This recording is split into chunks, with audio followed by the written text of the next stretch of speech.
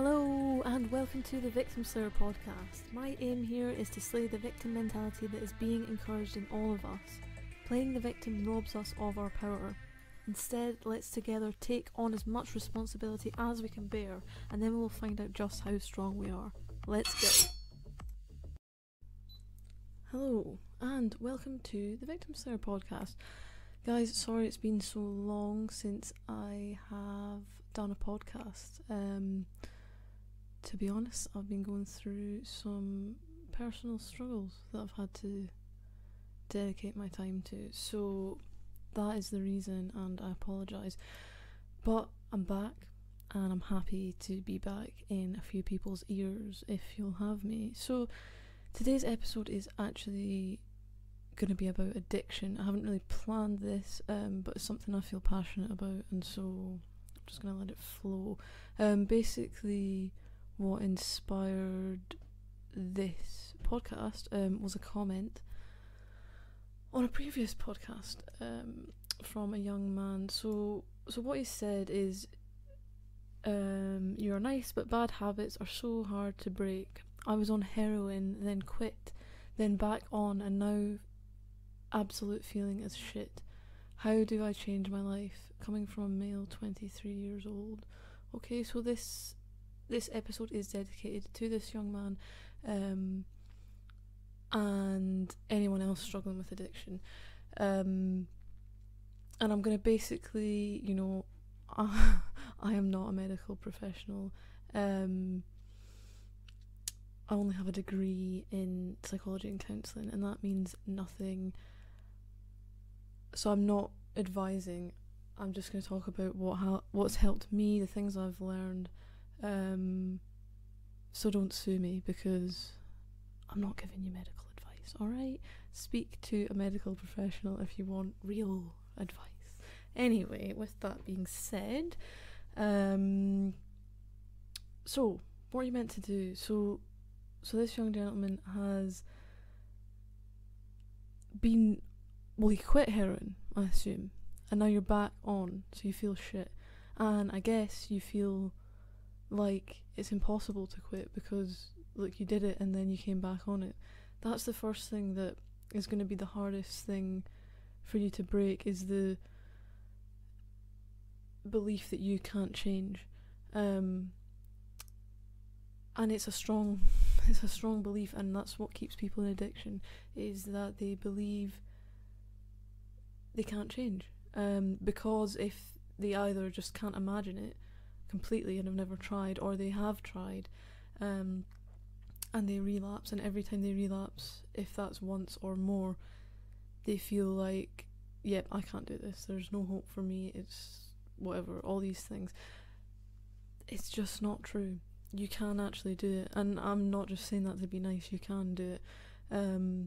It's within all of us to strive towards a better life, and it's hard when you relapse, but everyone relapses. I don't know stats on this, but I think the majority of people relapse once. I'm pretty sure that's true. And it doesn't matter how many times you've relapsed. I've relapsed a lot in getting free of my addiction or addictions. But the point is, sorry, that was distracting me. I don't know if you could hear that. The point is not to give up. It really is. It's about that, because once you give up, then you definitely will not quit. But if you don't give up, it could just be this next time that you never go back, that you make the change for good. And remember, every time you relapse, number one, you should actually be celebrating the fact that you gave up at all. But probably you're looking at it in the perspective of, oh, I've failed, I can't do this, there's no point, I'll just be an addict forever. Instead of celebrating that, oh my goodness, I came from an addiction, and you know yourself how hard that is, from relying on something, and I stopped. It doesn't matter how long it was, you stopped. And the point is, you made a choice to stop, and that was a good choice. That intention was excellent. There's many people that don't even try, so the fact that you've even done that, you should be proud of yourself, even though hearing me say that might not cause you to feel anything, because probably that nasty little voice inside of your head is just saying, yeah, blah, blah, blah, and battling against me, trying to be honest with you. But it is true, you should be proud that you gave it a shot. And every time, if you've tried to give up more than once, you've gone back. You didn't give up. You should be proud of that. Also, every time that you have done that, you have actually changed your behaviour, even if it is for half a day, 3 days, weeks, months. You've changed your behaviour and you have learned new things. So don't think just because you've relapsed you've actually gone back to the beginning. You've not. You haven't. You have learned things in those times, and all you need to do is just keep adapting. So take the things that you've learned. Obviously this is talking more specifically to the young man that commented, because clearly he has quit. If you've not quit at all yet, then start start today, or don't. Anyway, I'm getting ahead of myself. What the hell was I saying there? Damn it, sorry, I'm really bad at doing that. Okay. I'll just give up on that point. Can it come back? No, it's gone, and that's what happens when your brain is made of sponge. Okay, so what are you actually... how do I change my life? That's a good question, and I am not qualified to answer that. I'm just a person who has made more mistakes than you can imagine. That is genuinely true, and I don't know the answers, but what I do know is that you have the answers inside of you, and that might sound like, I don't know, like kind of cliche and everything's within you, but it actually is. It actually is. I keep kind of dancing around this issue, but basically in my head, obviously not here, but basically in my recent personal distress that I've been dealing with, I have found God, and well, it's a game changer, really, and so it's now difficult for me to not speak in terms of God and Satan, but I want to make sure that I don't sorry, I'm not being very clear here. I want to make sure that people who do not believe in God understand what I'm saying, and I'm not in any way trying to alienate people who do not believe. I mean, I didn't believe for 26 years and I just recently believed, so I'm definitely not trying to do that. But I feel like the best way for me to describe a lot of things I'm going to talk about is in the words God and Satan. So if you do not believe in God, what I want you to do is, when I say God, think about, this is what I mean by God. So to me, God is truth, goodness, a lot of things. I don't even want to go through the whole list, but like the spirit to not give up, the voice inside your head that tells you to do good things and things that will scare you, and really the voice that has led you to trying to make your life better. Because the great thing is, what you have said in this comment is, you said, how do I change my life? That is a great start. The fact that you're interested, you're going to look back one day and you're going to think, that's where it all started. The fact that you want to know, you're seeking the answer, and when you look for an answer, that means you can find it. If you're not looking for an answer and, oh, I'm not addicted and I don't care and heroin's actually a fine way of living, that's when you're trapped. The fact that you want to, great start, honestly. And to me, that is the voice of God. But I want you to, when I say God, for the ongoing of this podcast, I want you to picture what that means to you. So that might mean the good voice inside your head, your true spirit, you know what I mean, that might feel like more like it's you, whereas to me, that I'm seeing that as God. But just hear that in your own ways, because I'm not trying to alienate non-believers. I hope that makes sense. Okay, and then in reference to Satan, again, that's just a quick way of me saying the bad voice in your head, which I'm sure you're very familiar with if you're an addict. I was and still am. It's a very convincing voice, that the voice of Satan. So again, for non-believers, I just want you to hear whatever that means to you, the bad voice inside your head, negative thoughts,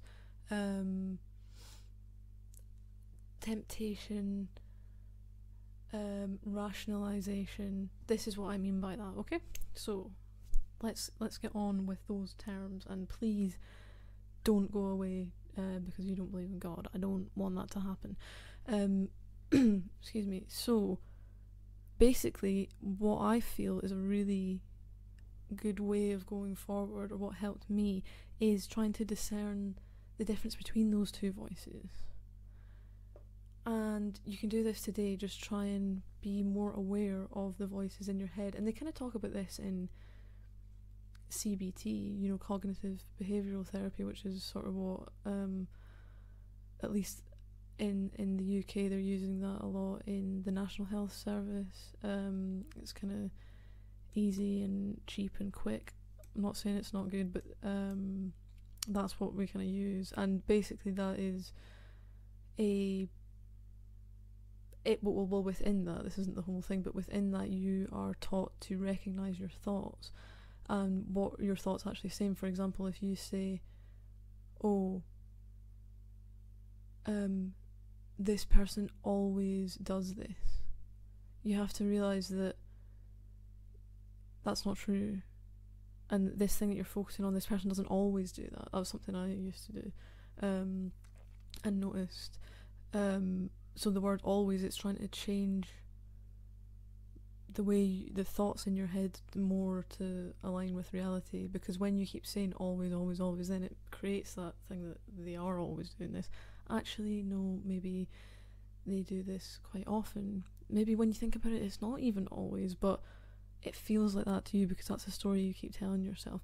So you need to really, and this is again what meditation is all about, and mindfulness is about noticing your thoughts. So all these religions and philosophies even, and these things all have things in common, and it's about being able to notice what's going on in your mind, because that's where everything starts. So whatever way you want to do it, if it's through meditation or prayer, writing down, or just sitting thinking, self-reflecting, doesn't matter. Just what you need to do is start paying attention to your thoughts. Notice the things that are actually being said inside your mind, and then you're going to notice how nasty you are to yourself. Excuse me for a second. Yeah, it's quite scary when you realise, because you're just used to this person bullying you the whole time. I imagine, because that's what it was like for me, and I know a lot of people struggle with that. So you should just try and notice that first, and then you can try and notice which voice you listen to more. And it's likely that it's the devil or Satan. And that's the voice that tells you, just have another hit of whatever drug it is of your choice, another smoke, another blah blah blah, you get the point. And it reasons with you. It tells you, it's not so bad, because actually this calms me down, and other people use yoga to calm them down, and is that really any different? You know, it's all these sort of stories that the devil manipulates your mind into telling you that it's okay to do the things that you know aren't okay.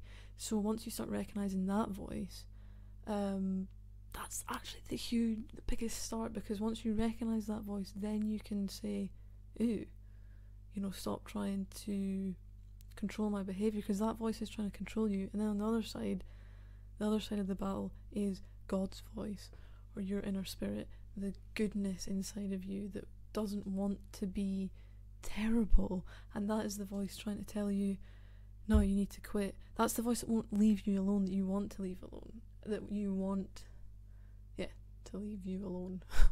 And it doesn't matter, you know it yourself, it doesn't matter how many drugs you take, how much mindless activity you involve yourself in, that voice is still there nagging you, saying all these things. And then there's the devil saying you're not good enough, and these two voices are battling it out to win over your behaviour, and you are left there in the middle deciding which one to choose.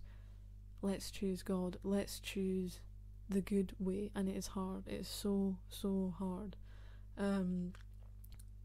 because it's always easier to pick the devil's voice, because he always gives you the easy option. He always gives you the habitual option, just take the other hit of heroin, because you already do that. Just stay inside your house and don't go out and do something new. It's not challenging you. Sorry, my throat's a bit weird. Excuse me. And God's voice is challenging you. God wants you to change for the better, not just because he wants to punish you. That is not at all what it is. He sees the potential inside of you, or again, you see the potential inside of you, because you know that goodness, you know that good spirit, and you know you can be better. That's the real thing, right? And that's not going to go away until you listen to it. So you're just going to have to listen to it. No, it's a lot easier said than done. And addiction is not just about your physical dependency on this substance. It's a whole big issue that is going to take a lot of work to get past, but it is absolutely possible. And it's going to take time. It's going to take time to break the habits of the actual addiction, especially since you're on heroin. Like, I would, of course, encourage you to make sure you seek medical assistance because of the physical withdrawal symptoms, and anyone that is physically addicted, seek medical help for withdrawal, because that can be really dangerous, as I'm sure you're aware. So yeah, that side of things, get help. There is help out there. I was actually physically addicted to marijuana, even though that doesn't normally happen, but it was due to my illness of I had severe IBS, and so that stopped me from being sick most of the time. So I actually did experience physical withdrawal, but it's really not the same as these heavier drugs. So seek medical attention for that side of thing. What was I going to say there, actually?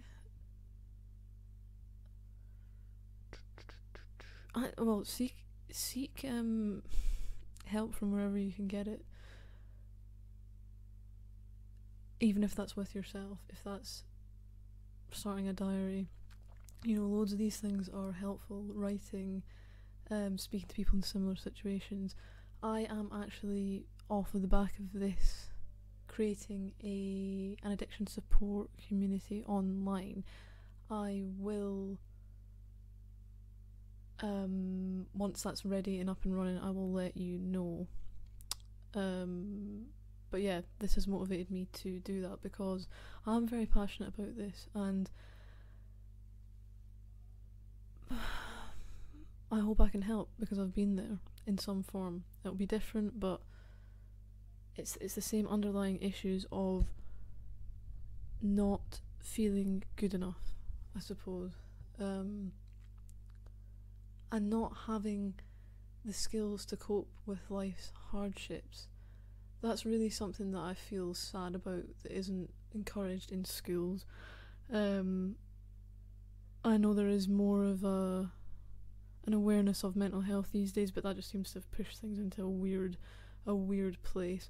But again, it's good that we're talking about mental health, but now it just seems to be, again, on the victim side of things, where it's just get out of jail free card, and I don't like that because that doesn't help anyone.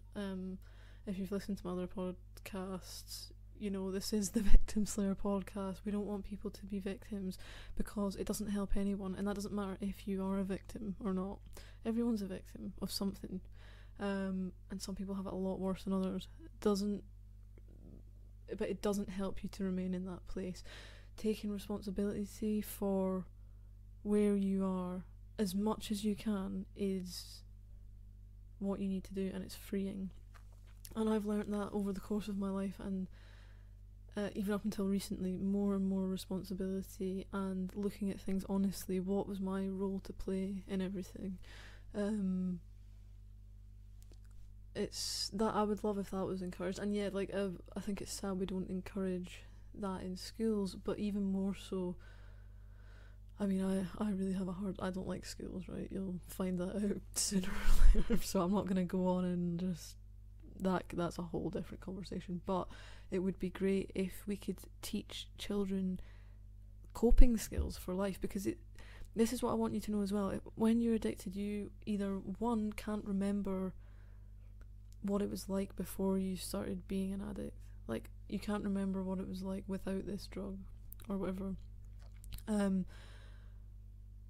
or you started taking drugs young, like in some form, if it was alcohol or whatever, and so you actually feel like you've never coped without, or even if you didn't take them young, you feel like you didn't cope before them, as in you were quite a reckless, emotional, unstable person. I know that was all true of me. I was a mess, and then pretty young I started using alcohol, etc., and then that escalated to deal with my unstableness, my problems, and so I imagine a lot of you feel similar if you're using a substance to cope with life. But what you need to know is that the things that I've learned from becoming from freeing myself from addiction to marijuana and nicotine and alcohol, are the things I've learned are skills, and they're skills that can be learned. Because, you know, when I was younger I used to think, oh, that person's so confident, so they don't have any problems, as if it was a personality trait that is not attainable for someone who's shy. Like, I'm very, very shy. I was a very shy child and very critical of myself, that sort of thing, right? So I looked at confident people and just thought, that's not for me, I can't do that. I also then looked at stable people. I can't even think of an example, but you know, people who aren't emotional wrecks like me, people that aren't drawn to doing things in such extremes, and I thought, that's not for me, and it's just not true.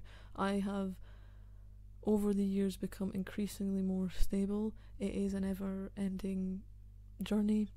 There's always more things to work on, but I do feel that I am getting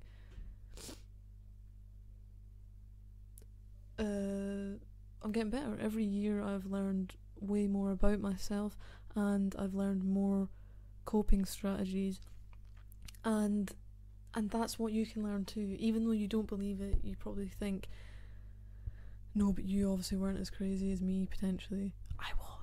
I was the craziest person. I am the craziest person, and the camera's off. And so I'm crazy. I have been crazy, and I've basically ruined my life in a lot of ways due to lies, addiction, and listening to the devil and not God, and not facing my problems. That's another thing. What is addiction but when you feel pain and you feel discomfort, you don't deal with it, and that leads to so many more problems than just is obvious on the surface. That's what you need to realise, is that, okay, it's going to be really uncomfortable. not just physically, like from withdrawal. It's going to be really uncomfortable psychologically, and you know that. That's why you are scared to give up, because you don't think you can cope.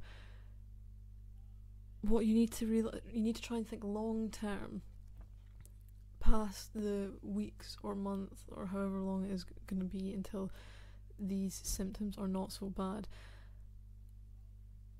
And what you will discover is that the pain and all that discomfort is trying to tell you things, and you are artificially ignoring the signals.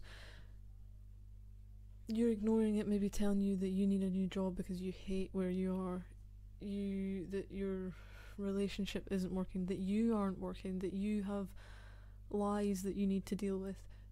All of these emotions, if that's the right word, are trying to tell you something, and the more that you just drink them away and smoke them away, inject them away, the more problems you're going to have, because everything's confused, and you don't realise how confused you are when you're an addict until you're sober for years. Then you look back and go, gee-zo, like I was so confused, and because you don't know it because it's your normal. I promise you, you'll feel less confused within months, then you'll feel even less confused within a year, then 2 years, and then, the process has been ongoing for me. And that's not to put you off, it's been great to get closer and closer to who I'm meant to be, good, and clearing things up and not feeling so heavy and burdened by everything. I don't feel that anymore. So there's hope. There's absolutely hope for you. I keep thinking of things to say and then I sort of forget. I'm sorry. So what have we spoken about? So yeah. And then a huge thing, obviously, for me was exercise. I say it a lot and I will say it again, because if you're as much of an addict as I'm still an addict, like I am obsessed, I am an obsessed person, and you probably are too, because that's the type of extremeness that leads people into these habits and leads them down into extreme everything. So if you're like that, like obviously, like I actually believe that I have been then addicted to exercise, which I'm now working on. Okay, so, and I've actually just not done a workout for 2 or 3 weeks because of an injury, so that is like the first time in my life that I have not had anything. I've not had any, because normally if I wasn't exercising it's because I've relapsed and taken drugs, okay, so it's the first time in my life since a child that I've not had anything, not even exercise to keep me going. But I have God now, and that so we're working on that, and I feel like I'm getting somewhere, because I survived those 2 to 3 weeks, and I did my first run today because the physiotherapist said I could do a little one, so that was really nice. But I survived. I actually survived. So you have to be wary that you may develop an addiction to exercise in place of the addiction to drugs or whatever substance it is. That, I mean, obviously this whole chat can also be related to any addiction, but I'm focusing more on drugs here. So you may get addicted to exercise, but I have to say, don't sue me for this, that I don't think that's a bad thing. Like, because if I'm being honest, there's no way that I could have just come off of smoking. I smoked every day, all the time, high all the time. No. So I had to smoke cigarettes, just to give me something, and then eventually come off cigarettes. But I had to, downgrade that way. So if you probably have multiple addictions if you're an addict.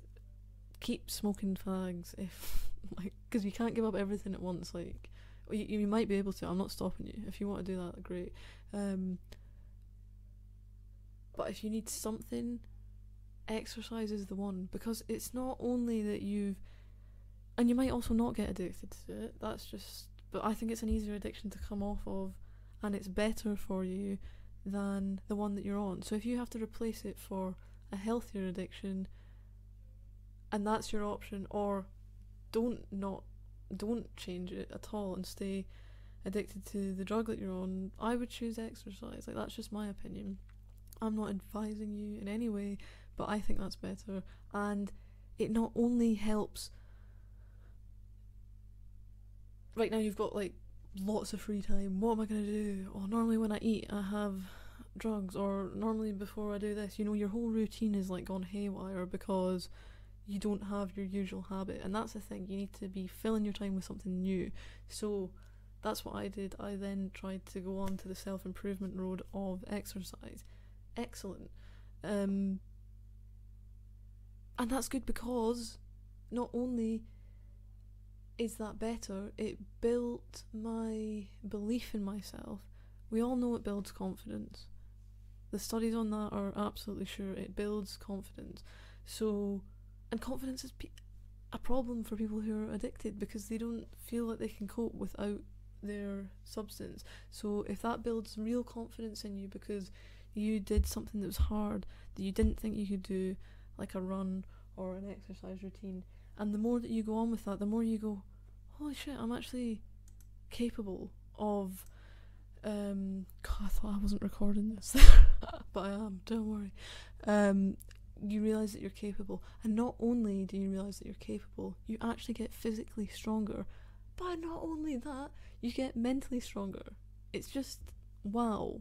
Like, I cannot recommend, even though I'm not recommending anything, I cannot recommend exercise enough, because imagine that, it's literally the link between your physical body and your mind, and that's the connection we need to build, and realise that everything is connected.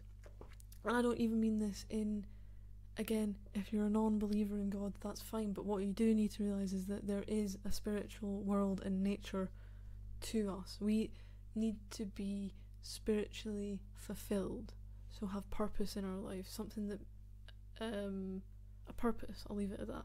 We also need to be physically healthy, so exercise, that builds us strength, and then we feel good in our body works functionally better, and then we need healthy minds. And exercise is so beautiful for that because it does work on the mind and the body at the same time. And you can also throw in spirit there if you do it so in a spiritual way, let's get it all in there. So I can't recommend that more, whilst also recommending nothing. It's a game changer, and you can listen to this and think, yeah, well, of course you'd get stronger, and then it's one of those things that you need to do you'll start noticing benefits quite soon, maybe a month or so in. Then after a year again, you're going to notice serious benefits. Then after a few years, you're going to seriously notice the benefits, and you'll notice that your mind is stronger. For example, I used to be a victim. The thing that I'm saying don't be, I used to be that, and it's because of exercise and truth and following things that have drawn me in for self-improvement that I have understood more about myself and about psychology and things that go wrong and all the, and really just understand myself and being able to then improve and get better all the time. So you can transform your whole life. You can go from a scared, can't speak to anyone, emotionally unstable, crying all the time, always angry, anything that you can think that's bad, you can transform that all completely. I'm not joking. And you can be a completely different person. You can be whatever you want to be. That's really actually what I'm trying to say. You have the power within you, and if only you would just test it out and don't give up. Relapsing is not a bad thing. We all do, and it's the devil in your head that's going to convince you that means you can't do it. He's going to go, oh well, you're a failure, that means you can never do it, and then going to convince you of a way that you're going to live your life that is on drugs, and it's just going to make it rationally sound like it's not a bad thing. Well, it is. It is a bad thing. You don't want to be relying on anything but yourself, because it just makes your life miserable. You know this, that's why you're listening. So that is, so exercise. Oh, I keep forgetting what I was gonna say. So exercise, and then other tools. There's other things you can practice, like meditation, writing, prayer, therapy, there's loads of angles you can hit at this. Why not try them all and build your routine into a different routine? That's what I was going to say. Like, it all comes back. That's excellent. Right, so one thing that you've probably imagined or noticed or heard is that the environment plays a huge role. Oh yeah, I was very, very lucky to be able to move back home, which was then not in the place where I took drugs and had easy access to drugs. That is a very big help. So I was very blessed to have that opportunity. You won't all have that opportunity, but what you need to do is try and, as much as you can, change your environment. That does mean you're going to lose a lot of friends, I'm just going to be honest. You'll realise that these people are drug-taking friends. They're not, I'm not saying necessarily that doesn't mean they care about you or anything like that. But if they're not willing to ditch the drugs, then, it's probably not going to work, because you're not going to be able to be around them and not do the usual taking of drugs or whatever, and they're not going to want to be, I would most likely think, around you and not take drugs with you, because they're drug addicts and they want to do the usual. So you will have to lose some friends. There's going to be things that are going to help that even would be simple as, changing your room. You want things to be new. This is a new life. I mean, make this a big deal, Plan it out. You can say, look at the calendar in 2 weeks' time, set your date, write down your plan. What are you going to do?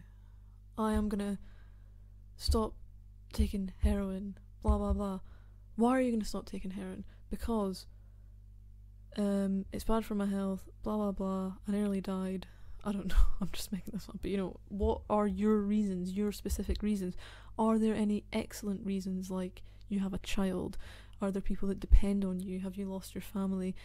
You want the reason that's closest to your heart, or that you don't want to be...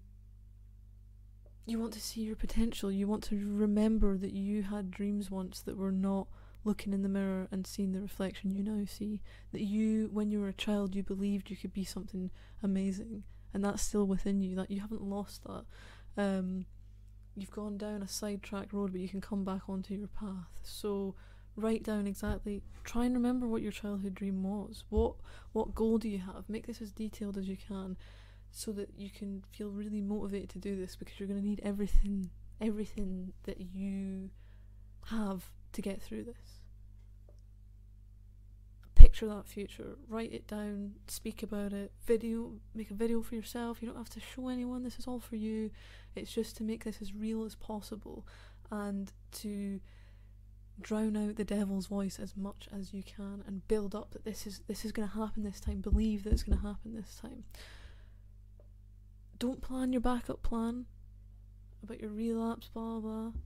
But if you relapse, don't worry, you can do this all again, and you can learn, and you can make it even more of a ceremony for yourself. With the changing your room thing, maybe on the day that you stop taking your drugs or whatever, change your room about. You don't need to redecorate, but you can just make it new. Do a big spring clean. That's going to help you physically, because as well, if you're taking drugs, it might be that your physical environment resembles your psychological environment and everything's a mess. So great time to clear everything out. Okay, maybe not the day that you quit, because I realise some people are going to be like in bed dying for however long.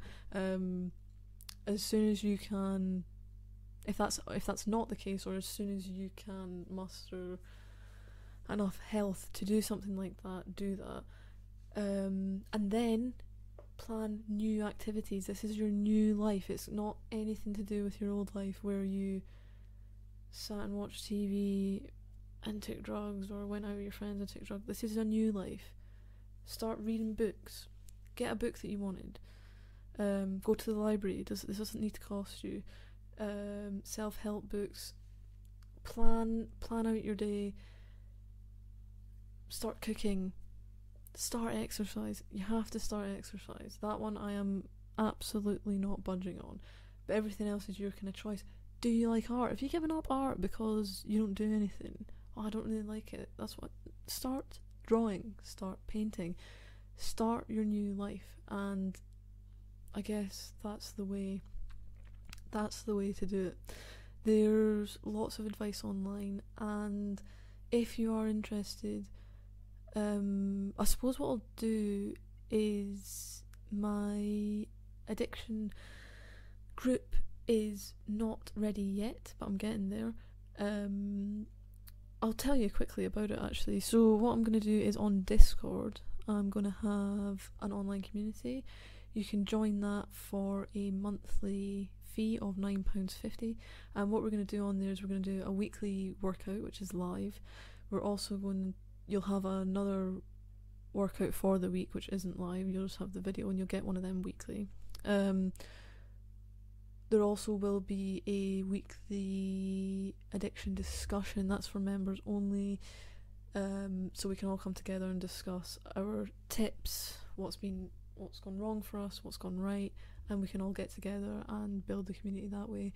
There also will be an art healing session, so we'll do art together, and again this is all online.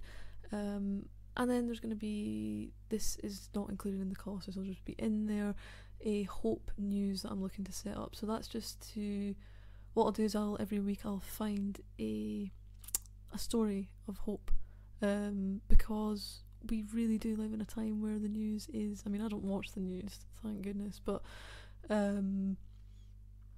it's all depressing, and there's plenty of things that go on in the world that are good, but we're always drawn to what's bad for many good reasons, but I want us to start focusing on the good, because we've spent too long in the bad.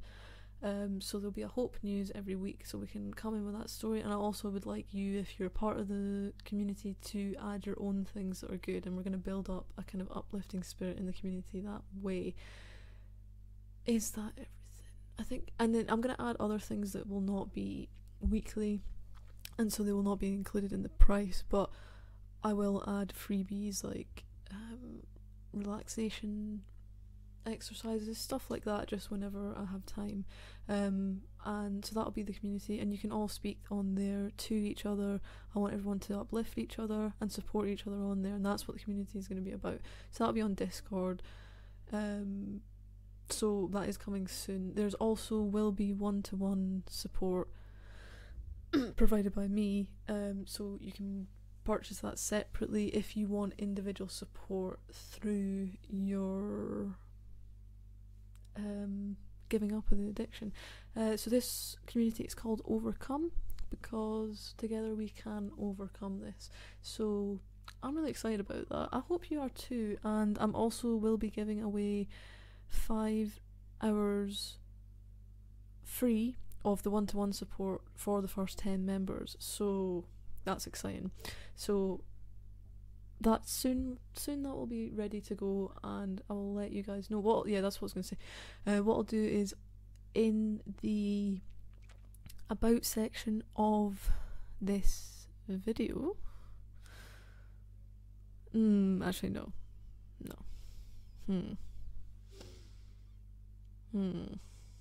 What I'll do is I'll make another podcast once it's out, and I'll let you know then, because I'm not really sure. So yes, but I think that is covered the main points today. I will definitely be going over the topic of addiction more, especially since I'm going to be working in that more, and there's a lot more I have to say. I'll maybe put bullet points so that I can keep my mind more focused. I don't know, hopefully this hasn't been too all over the place for you. I really hope you enjoyed this. I hope this is helpful to anyone out there who's struggling, and I hope my community sounds good to you, because I would love to have you there if you think it could help you. Yeah. Alright. Okay. My website is thegoldenmindset.org, so details will be up on there as well, if you are interested. And yeah, again, apologies to the young man that commented to me. I'm so sorry this has taken me so long. I'm not usually someone who would take so long. Like I say, it's personal circumstances, and I'm really happy that you have engaged and wanted to know what I thought. So I'm sorry this took so long, but I did not forget about you. I've been thinking about getting back to you this whole time, and I hope this has been of some use to you. Yeah. Alright, well everyone, good luck. And make good choices, not bad excuses. That's what we say here. That is what we say here. And, just enjoy your life. Enjoy your life. See you later.